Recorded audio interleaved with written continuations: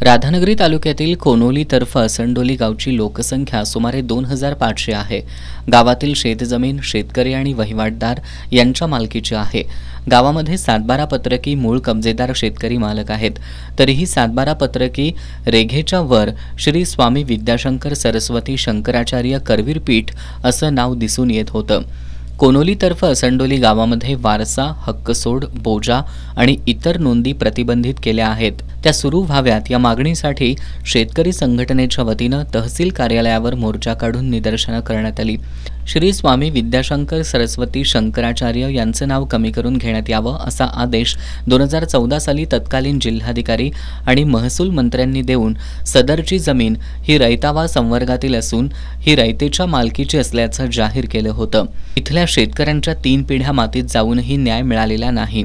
2 October पूर्वी न्याय मिळाला नाही तर 2 ऑक्टोबरला जिल्हाधिकारी कार्यालयावर शेळ्या मेंढ्या जनावरांसह मोर्चा काढण्याचा इशारा शेतकरी संघटनेचे डॉक्टर जालिंदर पाटील यांनी दिलाय। कोनोली तर्फ असंडोली परिसरातील जवळजवळ 2500 एकर जमीन शंकराचार्यांच्या नावावरती झालेली आहे। 1957 पूर्वी शंकराचार्य या जमिनीवरती नव्हते।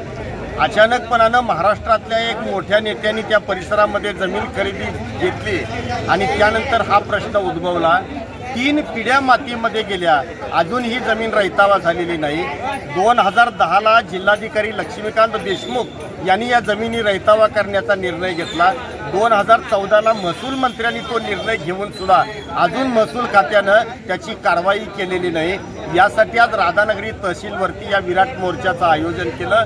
यानंतर 2 ऑक्टोबरपर्यंत महात्मा गांधींच्या जयंतीपर्यंत जर आम्हाला न्याय नाही मिळाला तर 2 ऑक्टोबरला कोल्हापूरच्या जिल्हाधिकारी कार्यालयावरती आमची जनावरं शेळ्या मेंढ्या आणि घरातली सगळी लहान मुलं बायका पोरं घेऊन आम्ही जिल्हाधिकारी कार्यालयावरती विराट मोर्चानं जाणार आहोत। या विराट मोर्चात युवा जिल्हाध्यक्ष अजित पोवार, जनार्दन पाटील, गजानन सोनार, मारुती पाटील, दिनकर कदम, सुनील शेळके, युवराज कुपले, शिवाजी कुपले यांच्यासह शेतकरी संघटनेचे कार्यकर्ते आणि ग्रामस्थ मोठ्या संख्येनं सहभागी झाले होते।